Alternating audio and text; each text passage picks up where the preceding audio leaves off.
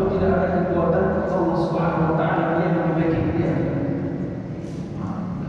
Ada memang diajarkan doanya supaya jangan suka termenung, jangan suka pesimis.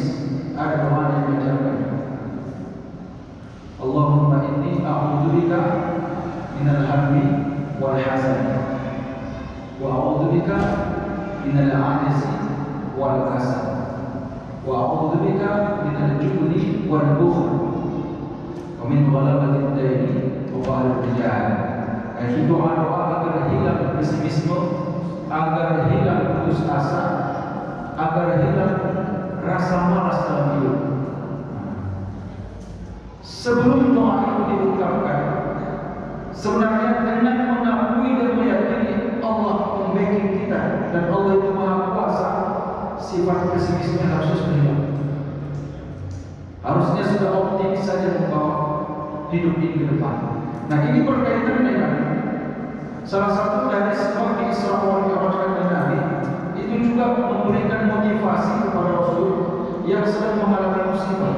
Saat itu kan Nabi agak sedikit bersedih karena kondisinya berada dalam tekanan. Istri meninggal, paman meninggal. Tak ada lagi tempat mengadu istilahnya, tak ada lagi tempat ngobrol, kesepian seperti begitu. Sehingga perlu dimotivasi agar tidak termenung saja. Karena waktu itu kan Nabi berada di Hijr Ismail. Beliau antara tidur dengan bangun. Kemudian turunlah malaikat Jibril alaihissalam membawa Buraq dan memberitahu akan dihantarkan dari Masjidil Haram ke Masjidil Aqsa untuk kemudian menghibur Rasulullah SAW dari perasaan gundah gulananya, dari perasaan sedihnya yang saat itu sedang dilanda banyak persoalan hidup. Nah, sama kita jadikanlah keyakinan kepada Allah yang Maha Kuasa sebagai keyakinan untuk menghilangkan pesimisme. Bapak Ibu jemaah yang dimuliakan Allah Subhanahu wa taala, ini membicarakannya mudah, tapi memang selalu kita agak sering mengalami kekalahan setiap kehidupan. Mungkin kalau diperhitungkan berapa banyak antara optimis atau pesimis yang kita lalui, bisa jadi pesimis lebih banyak. Dengan pesimis di bawahnya masak saja ibarat. Kalau bahasa Indonesia masak apa? Ada bahasa Indonesia masak apa? Hah? Apa? Betanda. Betanda. Itu bahasa Indonesia. Masak.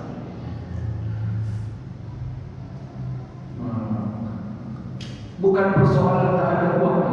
Kadang-kadang uang ada, pekerjaan bagus, tapi bawahnya masak. Bawahnya pesimis ada. Nah, di situ kita butuh untuk meyakinkan diri bahwa kita memiliki Allah Subhanahu wa taala. Muslim, sholat juga sholat, baca Qurannya juga aktif, tapi belum tentu dia mampu untuk meletakkan kebesaran dan kemahakuasaan Allah dalam hati. Belum tentu itu. Kenapa? Ya bisa jadi masih kalah dia dengan nafsu dan syahwatnya yang lebih besar dalam hati. Maka ketika memperingati Isra wal Mi'raj, sebenarnya kita disuruh untuk mengenal kembali Tuhan kita itu, Tuhan yang Maha Kuasa. Jangankan yang masuk akal, yang tak masuk akal pun bisa Allah buat. Kalau perjalanan antara Masjidil Haram ke Masjidil Aqsa yang idealnya 40 malam, kemudian dilalui oleh Nabi 20 malam di sana, itu kan masuk akal, masih masuk akal. Tapi kalau cuma sekitar 1 atau 3 jam, itu kan sudah di luar akal. Nah, Allah bisa buat itu. Berarti kita mendapat hikmah agar tidak pesimis dalam hidup. Apapun persoalan hidup, ada Tuhan yang menjaga kita. Ada Tuhan yang membimbing kita. Itu maksudnya. Kemudian lanjut yang kedua, bi'adatihi, hikmah yang kedua Bapak Ibu, dengan kata abdun, hamba. Jadi kalau di sini kita melihat derajat tertinggi seorang itu bukan dinilai dari jabatannya atau hartanya, tapi dinilai dari seberapa mampu dia menjadi hamba. Kalau saya analogikan begini, orang barangkali akan bangga ketika menaiki kursi jabatan. Bangga betul dia sebab dia memiliki jabatan. Melihat kursinya, singgasananya, ada rasa kebanggaan karena dia merupakan pejabat atau petinggi dari yang lain. Harusnya dalam perspektif Islam kita justru lebih bangga saat melihat sajadah dibandingkan kursi jabatan. Kenapa? Karena status yang paling tinggi di mata Allah itu adalah hamba. Apa buktinya? Buktinya perjalanan Isra wa Mi'raj.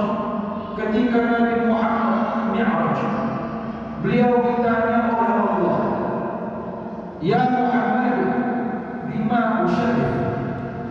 Duhai Muhammad, bagaimana aku memuliakanmu?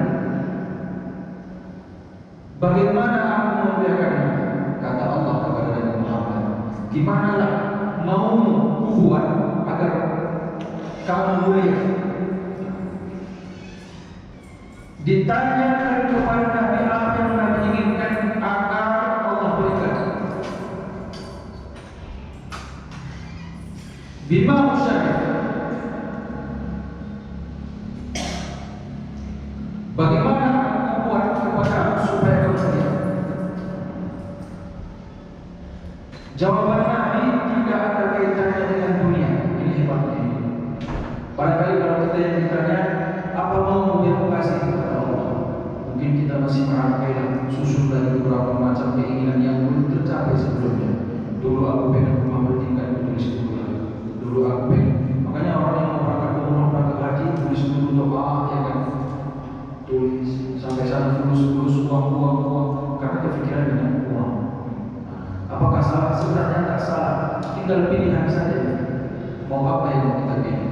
Dan Nabi Muhammad ketika ditanya oleh Allah, bima usyarif, Nabi jawab, qala ya Rabbi bi an tansibani ila nafsika bil ubudiyah. Aku hanya ingin engkau hubungkan aku denganmu, antara hamba dengan Tuhan. Tak diinginkan yang lain-lain, tapi diinginkan dia diakui sebagai hamba Allah Subhanahu wa taala. Tansibah itu nasab. Nasab. Engkau jadikan aku nasabmu. Hubungan paling dekat adalah nasab. Ayah dengan anak senasab. Berarti hubungan begitu dekat. Nah, jadi Rasulullah hanya meminta agar Allah jadikan dirinya dekat dengan Allah, antara hamba dengan Tuhannya. Kenapa itu yang diminta? Karena Nabi tahu itulah yang menyebabkan dirinya fid darajatil 'aliyah, berada pada derajat yang paling tinggi. Bapak Ibu hadirin jemaah yang dimuliakan Allah Subhanahu wa taala. Jadi yang kedua ini bisa kita pedomani. Persoalan dunia tidak selamanya kita nikmati. Yang dulu barangkali memiliki segalanya, sekarang sudah tidak jadi apa-apa. Udah tua ini apa lagi yang mau diandalkan? Tapi status hamba melekat sampai mana? Status kita sebagai pemimpin, status kita sebagai orang kaya, status kita sebagai orang hebat itu berakhir. Tapi status sebagai hamba memang dibetah, memang seterusnya. Maka status inilah yang betul-betul mendapatkan penilaian bagus dari Allah Subhanahu wa taala. Nah, sayang sekali kalau seandainya status kehambaan itu kita singkirkan demi mencari status yang hilang. Kehambaan ini maksud apa? Sajadah. Nah, kaitannya dengan sholat di sini. Subhan yang pertama ada maknanya dengan sholat. Subhan itu maknanya sholat. Kemudian mi'raj maknanya sholat. Maka disebut mi'rajul mukminin as-sholat. Mi'rajnya orang mukmin adalah sholat. Yang pertemuan antara hamba dengan Allah itu berada dalam sholat. Jadi sayang sekali kalau ada orang Islam yang mengaku beriman, dia melewatkan sholatnya karena mencari sesuatu yang bakal secepatnya pergi. Ya karena pekerjaan dia tinggalkan sholat, karena harta dia tinggalkan sholat, karena jabatan dia tinggalkan sholat. Padahal jabatan, harta dan seterusnya itu tidak bertahan lama. Sedangkan kehambaan tadi melekat sampai nanti di sisi Allah Subhanahu Wa Taala. Derajat yang paling tinggi di mata Allah atau status sosial di mata Allah itu justru menjadi seorang hamba.